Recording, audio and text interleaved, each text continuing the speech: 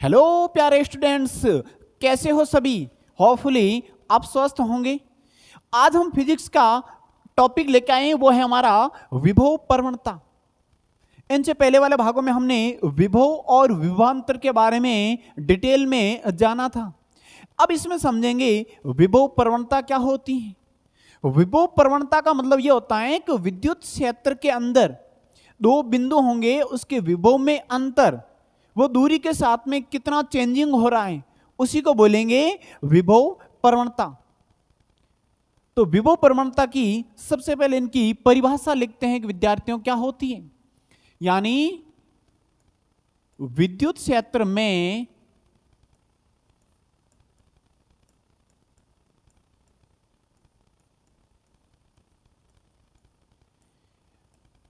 दूरी के सापेक्ष,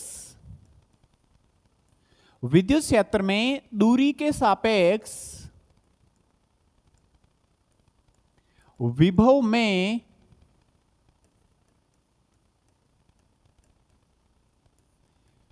परिवर्तन की दर, विभव में परिवर्तन की दर को ही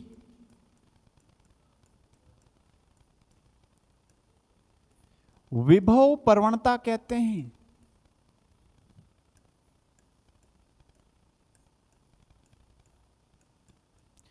अब यहां पे बहुत सिंपल परिभाषा होगी, लेकिन आप उनको थोड़ा कॉन्सेप्ट से समझना पड़ेगा विद्यार्थियों। चलो डायग्राम से समझते हैं कि विभव प्रवणता क्या होती है। ये मान लेते हैं कि इनके अंदर आवेश विद्यमान है और यहां पे एक कोई बिंदु है ए और यहां पे बिंदु है बी। विद्युत क्षेत्र के अंदर ही दो बिंदु ले रहे हैं। अब यहां पे ए और बी के जो बीच की डिस्टेंस है, वो डिस्टेंस अल्प डिस्टेंस मानते हुए आप डी आर मान सकते हैं। डी आर इन दोनों के मध्य की डिस्टेंस है। अब हम यहां पे क्या कह सकते हैं कि विभव प्रवणता का मतलब विद्युत क्षेत्र में दूरी के सापेक्ष विभव में परिवर्तन की दर, यानी विभव प्रवणता के सबसे पहले फॉर्मूला लिखते हैं। क्या होगा विद्यार्थियों? विभव प्रवणता, प्रवणता या फिर इसको स्लोप या ढाल भी कहा जा सकता है। यानी कितना चेंजिंग हो रहा है दूरी के सापेक्ष, यानी यहां पे विभव में परिवर्तन, विभव में परिवर्तन और अपॉन दूरी, दूरी में परिवर्तन। तो यहां पे विभव में परिवर्तन का मतलब यहां पे आप क्या लिखोगे? dv, और दूरी में परिवर्तन को क्या लिखेंगे विद्यार्थियों? dr। तो dv अपॉन dr, विभव में परिवर्तन और अपॉन में दूरी में परिवर्तन या तय की गई टोटल दूरी का जो रेशियो होगा वो विभव प्रवणता कहलाएगी। अब यहां पे मान लेते हैं और कि ए बिंदु पर है ना, वो विभव है v, और बी बिंदु पर हम मान लेते हैं कि ये विभव v प्लस डेल वी है। v प्लस डेल वी का मतलब क्या है कि बी बिंदु पर उच्च विभव है, यानी ये डेल वी का मतलब क्या है? विभव में वृद्धि। क्या है विद्यार्थियों? विभव में वृद्धि। तो ए पर विभव v है, बी पर विभव v प्लस डेल वी है। तो इनको और भी क्या लिख सकते हैं? विभव में परिवर्तन का क्या मतलब है? उच्च विभव से निम्न विभव को कैंसिल आउट करना है, यानी v प्लस डेल वी, उनमें से v को कैंसिल कर लो, अपॉन में डिस्टेंस क्या होगी? dr। तो अभी क्या प्राप्त होगा? v से v कैंसिल आउट हो जाएगा, dv अपॉन dr। यानी आपको विभव प्रवणता की केवल इतनी परिभाषा ध्यान रखनी है कि विद्युत क्षेत्र में दूरी के सापेक्ष विभव में कितना परिवर्तन हो रहा है, उसी को क्या बोलेंगे? विभव प्रवणता। एक बार पुनः कि विद्युत क्षेत्र के अंदर दो बिंदु हैं, ए बिंदु पर विभव और बी बिंदु पर विभव में कितना अंतर है, तो वो दूरी पर निर्भर करेगा। जितनी दूरी ज्यादा होगी विभव प्रवणता उतनी ही कम होगी विद्यार्थियों, यानी ये डिस्टेंस पर निर्भर करेगी। तो ये हो गई विभव प्रवणता। अब विभव प्रवणता का क्या मात्रक होता है, इनकी क्या विमा है, ये कौन सी राशि हैं, समझते हैं इनको।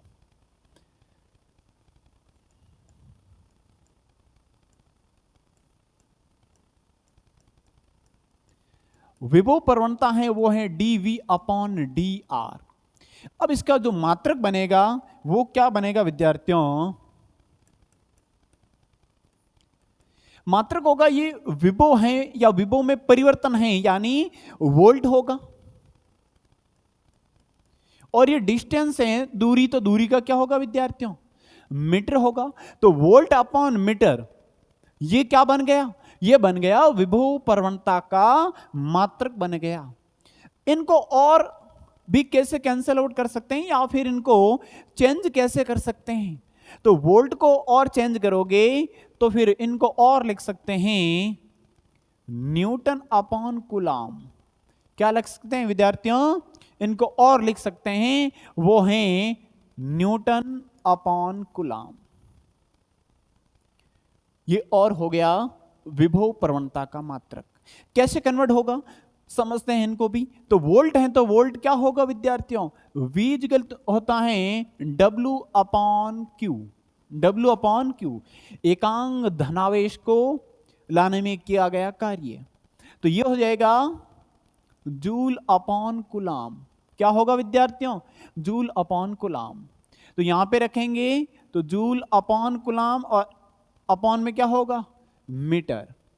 अब यहां से आप क्या कह सकते हैं कि ये क्या होगा, 1 सबसे ऊपर जाएगा और मीटर और कूलम का गुणा होगा, यानी जूल अपॉन कूलम मीटर। और जूल अपॉन मीटर को क्या कहेंगे विद्यार्थियों, न्यूटन कहेंगे। तो ये हो गया न्यूटन अपॉन कूलम, यानी विभव प्रवणता का मात्रक वोल्ट अपॉन मीटर, और या क्या कह सकते हैं न्यूटन अपॉन कूलम कह सकते हैं। अब ये तो बात हो गई विभव प्रवणता के मात्रक की। तो यहां पे इसकी विमा क्या होगी, डायमेंशन कैसे ज्ञात होगा विद्यार्थियों, विमा आप यहां से भी देख सकते हैं कि न्यूटन की क्या होगी विद्यार्थियों, m1 L1 T -2, और अपॉन में कूलम है तो कूलम की क्या होगी A1 T1। तो ये ऊपर जाएगा तो m1 L1 T -3 -2, और ये 1 ऊपर जाएगा तो घात क्या हो जाएगी विद्यार्थियों माइनस की 1, तो टोटल -3 और A -1। ये क्या हो गई, इसकी विमा हो गई। अब इसकी प्रकृति की बात की जाए तो इसकी प्रकृति क्या होगी, प्रकृति एक सदिश राशि होगी, सदिश राशि। अब सदिश राशि होगी तो उनकी दिशा होगी, डायरेक्शन होगी, निश्चित डायरेक्शन। तो डायरेक्शन होगी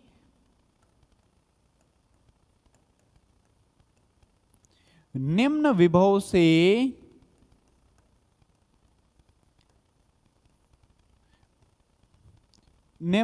से उच्च विभव की ओर, उच्च विभव की ओर,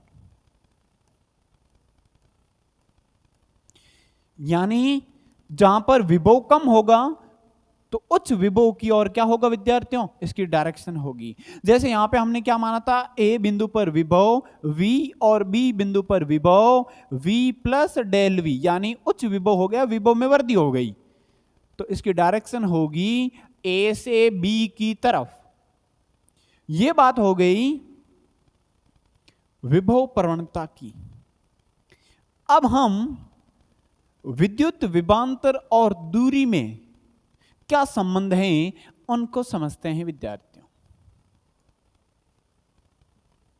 विद्युत विभवांतर और दूरी के बीच क्या संबंध है, यानी विभवांतर की परिभाषा आपको सबसे पहले देखना है, और विभवांतर की परिभाषा आपने पहले समझा है अच्छे से। क्या होती है विद्यार्थियों, विद्युत क्षेत्र के अंदर दो बिंदुओं के मध्य विभव में जो अंतर होगा उनको क्या बोलेंगे, उनको बोलेंगे विद्युत विभवांतर। तो सबसे पहले इनको डायग्राम की सहायता से समझते हैं कि विद्युत विभवांतर क्या है। यहां पे ए पॉइंट और यहां पे ले लेते हैं बी पॉइंट। ये विद्युत क्षेत्र के अंदर है।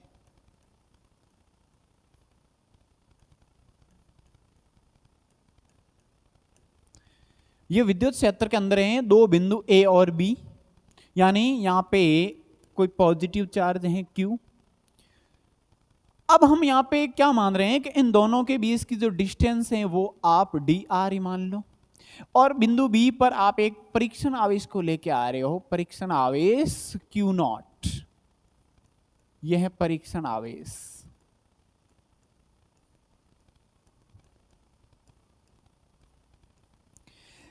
अब यहां पे बात हो रही है कि परीक्षण आवेश को आप लेके आ रहे हो, तो सबसे पहले विभवांतर की परिभाषा क्या होती है। विभवांतर की परिभाषा होती है कि ए बिंदु पर विभव और बी बिंदु पर विभव का जो अंतर है, यानी विद्युत क्षेत्र के अंदर दो बिंदुओं के मध्य विभव में अंतर को क्या बोलेंगे विद्यार्थियों, विभवांतर।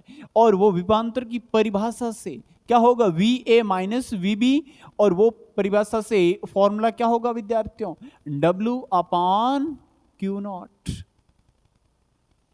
यानी ए बिंदु पर विभव और बी बिंदु पर विभव के अंतर को क्या बोलेंगे, विभवांतर। यानी वो क्या होगा, कार्य अपॉन आवेश।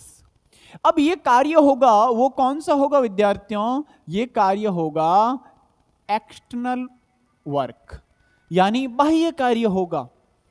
यानी परीक्षण आवेश को अनंत से ए या बी बिंदु तक लाने में किया गया कार्य, यानी ये क्या होगा, बाह्य कार्य होगा। यहां पर आप डी वी, यहां पे इन दोनों का डिफरेंस को डी वी से प्रदर्शित कर सकते हैं। यानी डी वी यहां पे क्या है विद्यार्थियों, विभव में अंतर, यानी विभवांतर है। तो यहां पे आप डायरेक्ट लिखोगे डी वी इक्वल टू क्या होगा, W एक्सटर्नल अपॉन Q0। ये बन गई इक्वेशन फर्स्ट। इसको ज्यादा डीपली में समझने की जरूरत नहीं है विद्यार्थियों, केवल आप क्या करो कि विद्युत विभवांतर दिया है तो उसकी परिभाषा लिख लो, यानी फॉर्मूला लिखा उनके अकॉर्डिंग, केवल इतना किया है फिलहाल तो। अब यहां पे बात हो रही है कि जो बाह्य कार्य हैं वो बाह्य कार्य क्या होगा।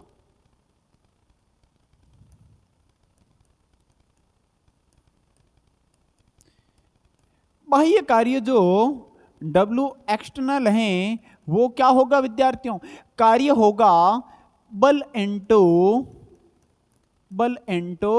विस्थापन। क्या होगा विद्यार्थियों, बल इंटू विस्थापन। यानी हम अल्प विस्थापन dr मान रहे हैं, तो ये हो गया कार्य इक्वल टू क्या होगा, बल इंटू विस्थापन। ये वाला मान किस में रखोगे, इक्वेशन नंबर फर्स्ट में, यानी इसको इक्वेशन नंबर सेकंड दे देते हैं। तो समीकरण 2 से कार्य का मान किस में रखोगे, 1 में, तो हमें dV प्राप्त होगा, वो होगा F एक्सटर्नल और dr अपॉन में Q0, और ये होगा इक्वेशन नंबर 3। वही चीजें हम समझ रहे हैं जो पहले आप पढ़ के आ चुके हो। अब यहां पे बात हो गई इक्वेशन 3 तक। हमें विद्युत विभवांतर dV और दूरी के बीच में संबंध स्थापित करना है। तो यहां पे बाकी वाला जो टर्म है उनको आप और क्या लिख सकते हैं कि F एक्सटर्नल अपॉन Q0 को क्या लिख सकते हैं, आपने फर्स्ट चैप्टर के अंदर डिटेल में पढ़ा होगा विद्यार्थियों। विद्युत क्षेत्र की तीव्रता की परिभाषा से विद्युत क्षेत्र की तीव्रता, विद्युत क्षेत्र की तीव्रता होती है वो होती है विद्यार्थियों E इक्वल टू क्या होगा, F अपॉन Q0। यानी एकांग आवेश पर लगने वाला बल विद्युत क्षेत्र की तीव्रता है। तो यहां पे आप F अपॉन क्यू नॉट को क्या लिख सकते हैं विद्यार्थियों? F अपॉन क्यू नॉट है, उनको आप लिख सकते हैं E लिख सकते हैं। और यहां पे जो बाह्य बल हैं, वहां पर बाह्य बल में आपको नेगेटिव चिन्ह लगाना पड़ेगा विद्यार्थियों। नेगेटिव चिन्ह का मतलब क्या हुआ? नेगेटिव चिन्ह का मतलब यह हुआ कि इस परीक्षण आवेश को आप विद्युत क्षेत्र में लेके आओगे तो प्रतिकर्षण के विरुद्ध कार्य करना पड़ेगा, क्योंकि ये भी पॉजिटिव चार्ज है और परीक्षण आवेश भी क्या है? पॉजिटिव चार्ज है। यहां से आप ये भी कह सकते हैं कि जो F होगा वो F एक्सटर्नल क्या होगा विद्यार्थियों? Minus Q not E. F होगा वो होगा माइनस क्यू नॉट ई, क्योंकि ये बल होगा वो प्रतिकर्षण होगा, यानी प्रतिकर्षण के विरुद्ध कार्य करना पड़ेगा। और या फिर क्या क्या कह सकते हैं कि बाह्य बल में क्या होगी विद्यार्थियों? कमी होगी। जब यहां पे F एक्सटर्नल का मान रखेंगे इक्वेशन थर्ड में यहां पे, तो क्या प्राप्त होगा विद्यार्थियों? वो प्राप्त होगा डी वी इक्वल टू क्या होगा? Minus Q not E D R और अपॉन में क्यू नॉट। परीक्षण आवेश से कैंसिल आउट हो गए, तो हमें प्राप्त हुआ D V equal to minus का ई डी आर। और यही क्या है विद्यार्थियों? यही है विद्युत विभवांतर। ये तो है विभवांतर, और यह है दूरी में परिवर्तन, यानी दूरी। इन दोनों में रिलेशन है। अब यहां से और क्या कह सकते हैं कि जब यहां पे E बराबर करोगे तो यहां पे क्या फॉर्मूला बनता है, उन फॉर्मूले को भी लिख लें। तो लिखेंगे E इक्वल टू क्या होगा विद्यार्थियों? वो होगा d we upon minus d r, यानी minus D we upon D r. ये E के इक्वल प्राप्त हो गया। यहां पर संबंध का पूछे तो यहां तक ही कर सकते हैं, लेकिन यहां पे अगर E बराबर करोगे तो वो minus D we upon D R प्राप्त हो रहा है। अब आपने अभी तो समझा कि विभव प्रवणता होती है ना, विभव प्रवणता वो क्या होती है विद्यार्थियों? विभव प्रवणता होती है D we upon D R, D we upon D R. तो यहां से इनको आप क्या लिख सकते हैं? इनको आप लिख सकते हैं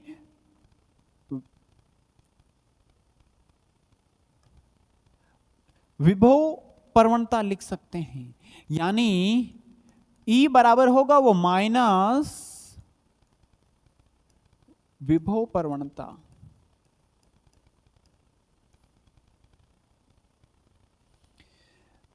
अब यहां पे ये हो गया विद्युत क्षेत्र की तीव्रता और विभव प्रवणता में संबंध भी कह सकते हैं। तभी तो इनका विभव प्रवणता का और विद्युत क्षेत्र की तीव्रता का जो मात्रक हैं वो सेम प्राप्त हुआ, क्योंकि Newton upon coulomb, Newton upon coulomb का मतलब ये हो गया कि F अपॉन Q होगा, और F अपॉन Q क्या होता है विद्यार्थियों? E होता है, विद्युत क्षेत्र की तीव्रता। तो विभव प्रवणता भी क्या है?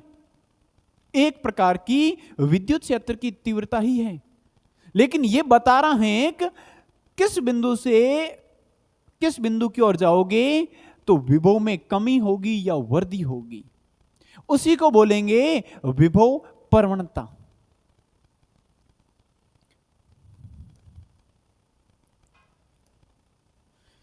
यह हो गया विभव प्रवणता और विद्युत क्षेत्र की तीव्रता में भी संबंध कह सकते हैं। तो यह सेम ही होगा यदि आपको विभवांतर और दूरी में संबंध पूछे तो भी यही करना है, और विद्युत क्षेत्र की तीव्रता और विद्युत यानी विभव प्रवणता में संबंध पूछे तो भी ये करना है। अब हम आगे समझ रहे हैं कि आवेशित कोई गोला है, उनके कारण विद्युत विभव क्या होता है विद्यार्थियों। जैसे आपने आवेशित गोले के कारण विद्युत क्षेत्र की तीव्रताओं की गणना की, यानी गोले के बाहर बिंदु है या उनकी सतह पर बिंदु है या उस गोले के अंदर कोई बिंदु है, 3 बिंदुओं पर आपने विद्युत क्षेत्र की तीव्रताओं की गणना की थी। तो इसी प्रकार आवेशित गोले के कारण विद्युत विभव की गणना करेंगे। समझते हैं इनको भी।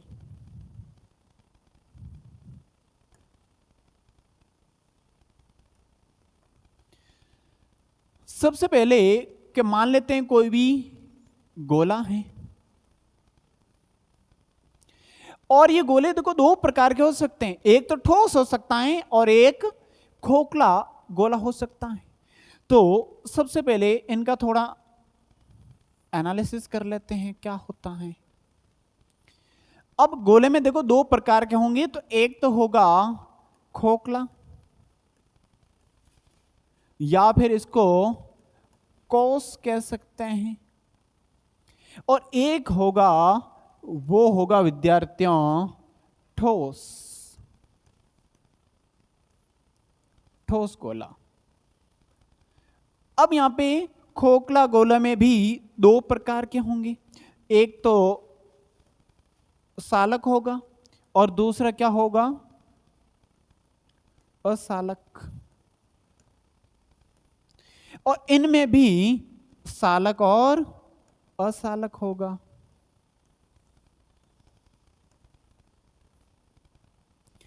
लेकिन हम विद्युत विभव किस प्रकार के गोले में आप ज्ञात कर सकते हैं। तो यदि कोई भी खोखला गोला है जिनके अंदर कोई पदार्थ भरा हुआ नहीं है, केवल सरफेस है, तो उस कंडीशन में जो सालक गोला होगा, यहां से एक खोखला है इसके अंदर से, तो आवेश क्या होगा, आवेश उनकी सतह पर वितरित होगा विद्यार्थियों, इनकी सतह पर आवेश वितरित होगा।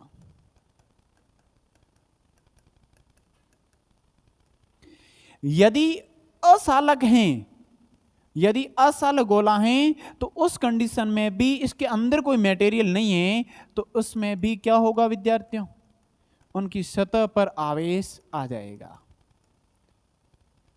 अब यहां पे बात हो रही है कि ठोस गोला है, तो उस कंडीशन में क्या होगा विद्यार्थियों,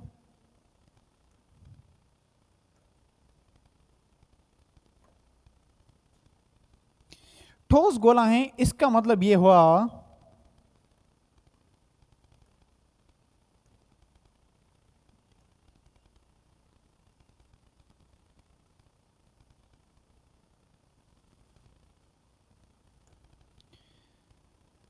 यदि कोई ठोस पदार्थ है या ठोस गोला है 3D के रूप में, तो सालक हैं, तो यदि इसके अंदर भी यदि आवेश दोगे आप, तो वो आवेश गति करके कहां पे आ जाएगा, ये इनके सतह पर आ जाएगा। कोई भी आवेश इसके अंदर विद्यमान नहीं रहेगा, यानी इसकी सतह पर आ जाएगा, चाहे ठोस गोला हो तो। लेकिन असालक में क्या होगा विद्यार्थियों, जैसे इनको आप आवेश दोगे तो ये इसके अंदर ही विद्यमान हो जाएगा, सतह पर नहीं आ पाएगा।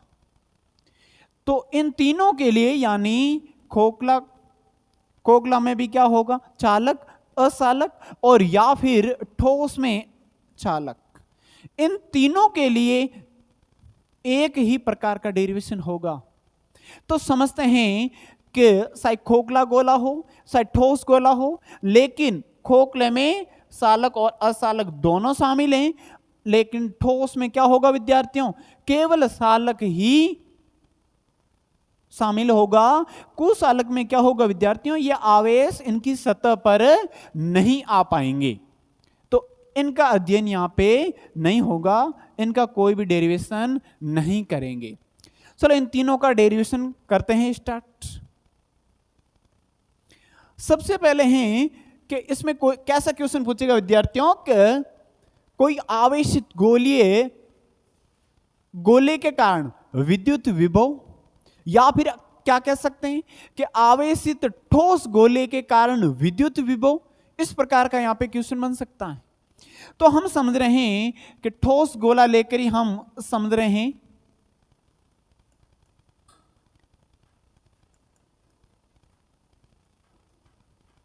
गोलीय ठोस के कारण विद्युत विभव, और उनमें भी ए पॉइंट मान लेते हैं कि गोले के बाहर, गोले के बाहर, गोले के बाहर होगा, इसका मतलब यहां पे स्मॉल आर क्या होगा, बड़ा होगा कैपिटल आर से। तो सबसे पहले यहां पे ठोस गोला बनाते हैं।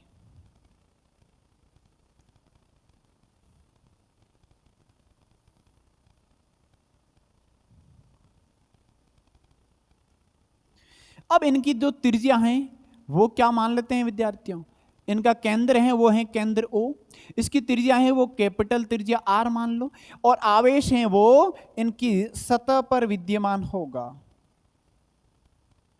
आवेश इनकी सतह पर विद्यमान होगा।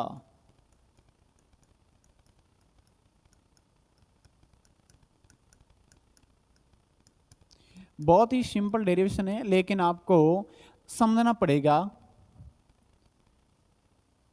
अब यहां पे ये हो गई कि कैपिटल आर त्रिज्या का एक कोई ठोस गोला है और इनकी सतह पर आवेश विद्यमान है, और ये मान लेते हैं कि प्लस क्यू आवेश आपने यहां पे दिया इनको, और इन्हीं बिंदु से यानी केंद्र से, इन्हीं केंद्र से बाहर कोई बिंदु है P, उस पर हमें विभव की गणना करनी है। किसकी गणना विद्यार्थियों, विभव की। तो यहां पे ये डिस्टेंस होगी ना, वो डिस्टेंस होगी स्मॉल आर, कैपिटल आर त्रिज्या का एक, कैपिटल आर त्रिज्या का एक ठोस गोला है, उनकी सतह पर प्लस क्यू आवेश विद्यमान है जिसकी त्रिज्या क्या है, कैपिटल आर। लेकिन स्मॉल आर दूरी पर इस गोले के बाहर कोई बिंदु P है और उस पर हमें विद्युत विभव की गणना करनी है। इस बिंदु P पर हमें विद्युत विभव की गणना करनी है। तो यहां पे विद्यार्थियों गोले के बाहर पूछा है, तो यहां पे एक फॉर्मूला हमने अभी फाइंड किया, वो क्या है विद्यार्थियों, यहां से देख सकते हैं ये वाला फॉर्मूला, dV बराबर क्या है, माइनस का EdR, यानी विभवांतर और दूरी में क्या संबंध है, ये वाला फॉर्मूला यहां पर लिखना पड़ेगा।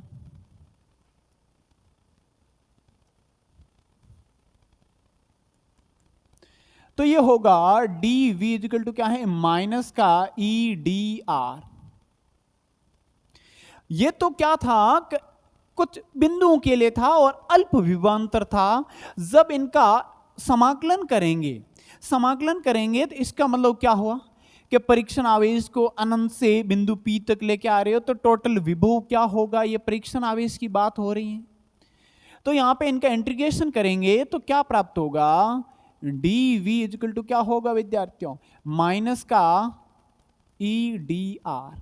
लेकिन हम यहां पर अनंत से R डिस्टेंस पर कोई आवेश को लेके आ रहे हो, तो ये वाला फॉर्मूला कार्य करेगा। यानी अनंत से R बिंदु तक, यानी अनंत से R डिस्टेंस पर कोई बिंदु P है ना, वहां तक आवेश को लाने में किया गया कार्य क्या होता है विद्यार्थियों, विद्युत विभव। विद्युत विभव होता है अनंत से R दूरी पर, विद्युत क्षेत्र से R दूरी पर कोई बिंदु P है, उस तक आवेश को लाने में किया गया कार्य। यहां से आप क्या देख सकते हैं कि dV का तो क्या हो जाएगा विद्यार्थियों, V हो जाएगा, और ये फॉर्मूला रहेगा माइनस का समाकलन ऑफ अनंत से R तक और EdR।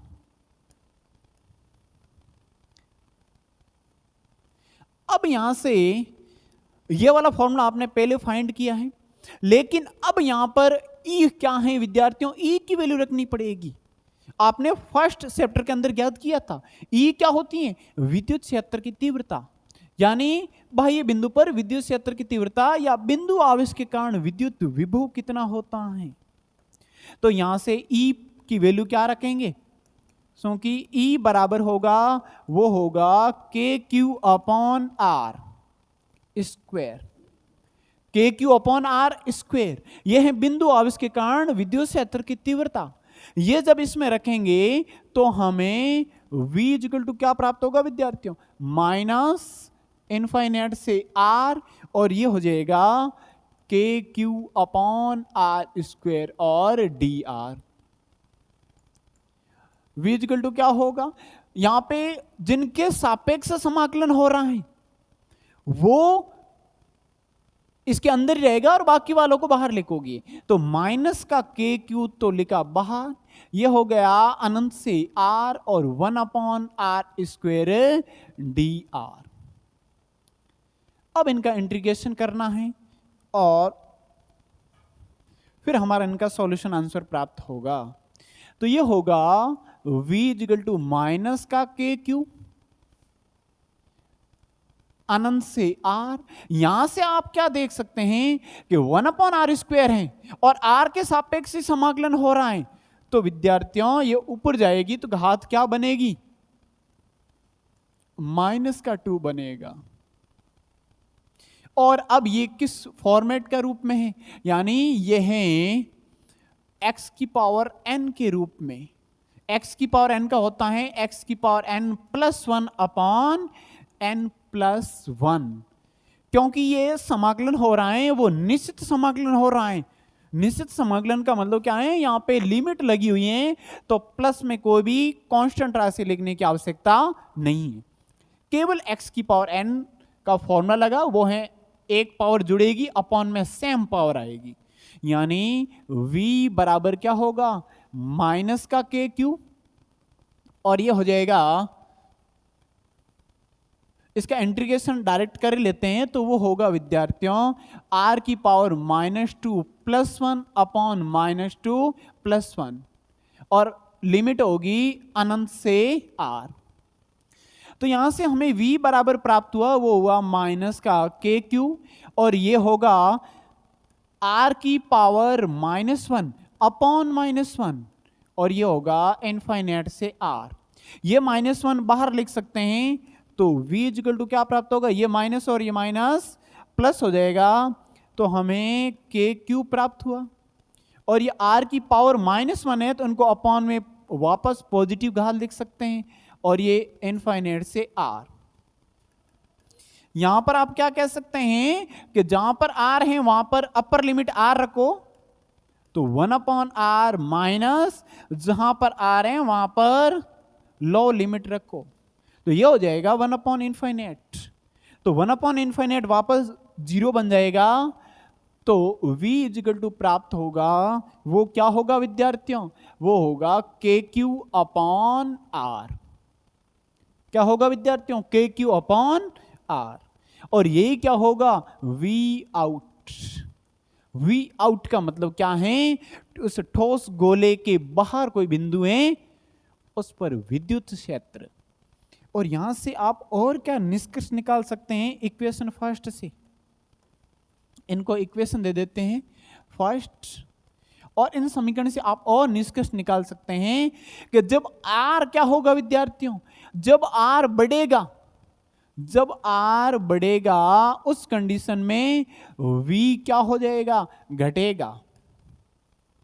उस कंडीशन में V घटेगा, यानी इस ठोस गोले से जितना बाहर बिंदु या दूर लोगे तो विभव में उतनी ही कमी आएगी।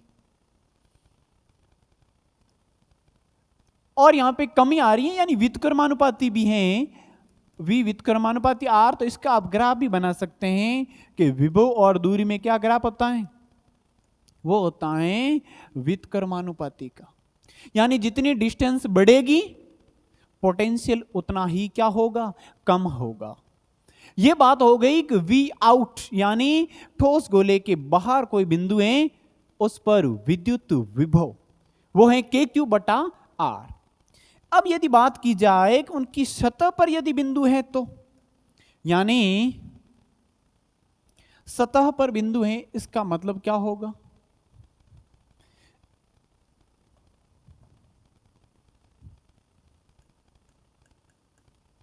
सेकंड पॉइंट है एक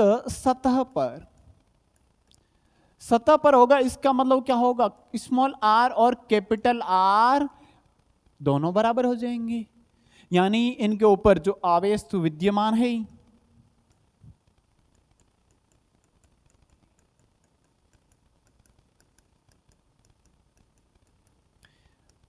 प्लस क्यू है, इनका केंद्र ओ है, ये स्मॉल आर डिस्टेंस है, और यहीं पे बिंदु है पी, और वी सरफेस हमें फाइंड करना है, यानी वी सतह हमें ज्ञात करना है, तो ये भी कैपिटल आर के ही बराबर होगा।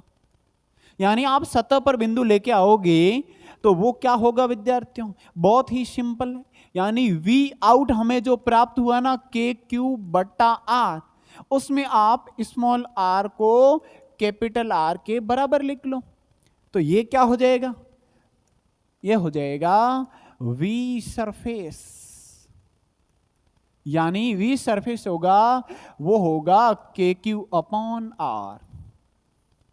बस इतना ही करना है, यानी आपने यहां पे ये वाला फॉर्मूला ज्ञात किया, वहां पे स्मॉल आर क्या था? ज्यादा था, इसमें क्या हो जाएगा? दोनों इक्वल हो जाएंगे, तो स्मॉल आर को कैपिटल आर लिख लो, यानी जितनी उनकी गोले की त्रिज्या हैं उनके बराबर डिस्टेंस ले लो, ये वाली। अब हम इनके अंदर कोई भी बिंदु होगा तो वहां पे विद्युत विभव क्या होगा, उनकी गणना करते हैं विद्यार्थी।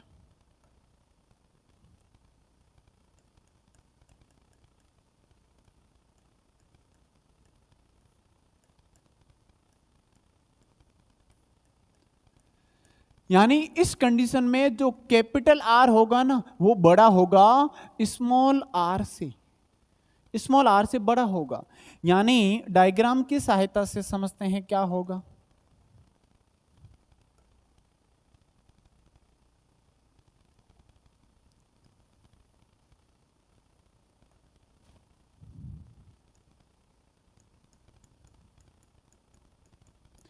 आवेश तो इनकी सतह पर विद्यमान है, आवेश इनकी सतह पर विद्यमान है, क्योंकि पहले ही हमने समझाया था कि यदि इनके अंदर भी यदि आप आवेश दोगे तो वो दौड़ के कहां पे आ जाएगा? सतह पर आ जाएगा। यानी अब इनकी त्रिज्या है, वो त्रिज्या क्या है विद्यार्थियों?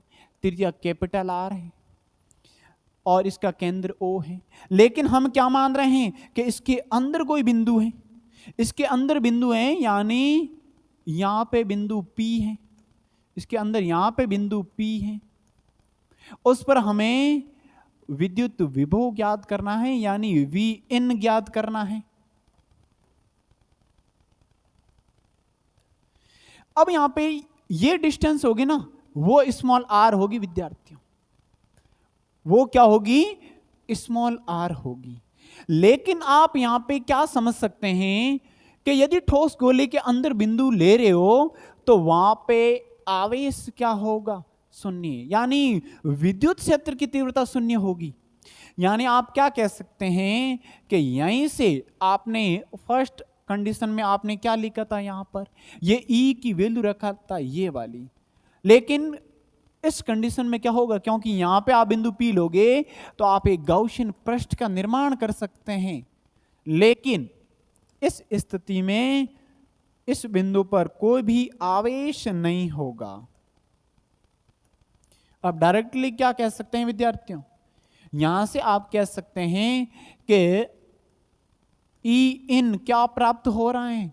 जीरो। आपको पता है कि कोई आवेशित गोला है तो उनके सतह पर क्या होगा? आवेश, तो इनके अंदर विद्युत क्षेत्र की तीव्रता शून्य होगी। चलो, विद्युत क्षेत्र की तीव्रता शून्य है, लेकिन आप यहां पे विभव को शून्य नहीं कह सकते हैं, विभव को शून्य नहीं कह सकते हैं, यानी आप इंटीग्रेशन सहायता से भी समझ सकते हैं। कैसे? देखो, V इक्वल टू क्या होगा? माइनस का E और डी आर होगा, यानी इनफाइनाइट से आर तक, यही से हम लिख के कर लेते हैं। यहां पे ई इन की वैल्यू क्या है विद्यार्थियों? शून्य है, तो v इजिकल टू क्या होगा, माइनस का इनफाइनाइट से r, और ये हो जाएगा 0 और dr। यानी यहां पे ये टोटल 0 हो जाएगा, इंटीग्रेशन करेंगे तो टोटल हमें कांस्टेंट राशि प्राप्त होगी, यानी नियतांक प्राप्त होगा। नियतांक प्राप्त होगा, इसका मतलब क्या हुआ विद्यार्थियों, इनके अंदर विद्युत क्षेत्र की तीव्रता शून्य है, लेकिन विभव नियत रहता है, विभव कभी भी शून्य नहीं होगा। यानी आप सिंपल सा डायरेक्ट भी आप कथन लिख सकते हैं कि ठोस या खोखले गोले के अंदर विद्युत विभव नियत रहता है।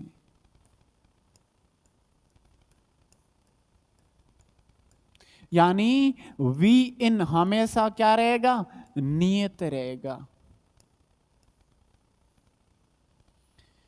तो आवश्यक कोई गोला हैं, उनके अंदर विद्युत क्षेत्र की तीव्रता शून्य, क्योंकि आवेश शून्य होगा, लेकिन विद्युत विभव कभी शून्य नहीं होगा, नियत रहेगा। यानी सही ए इस बिंदु पर लो, यहां पर और कोई दूसरा बिंदु ले लो, कहीं पे भी आप इसके अंदर बिंदु लोगे, वहां पर विभव क्या होगा विद्यार्थियों, विभव नियत रहेगा, कांस्टेंट रहेगा।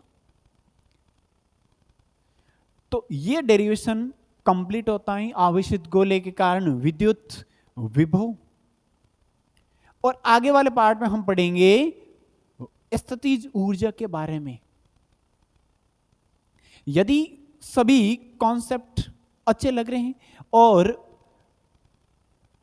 आपके लिए जितना हो सके उतना बेटर देने की कोशिश करेंगे, तो हमारे साथ लगातार जुड़े रहिए। Thank you.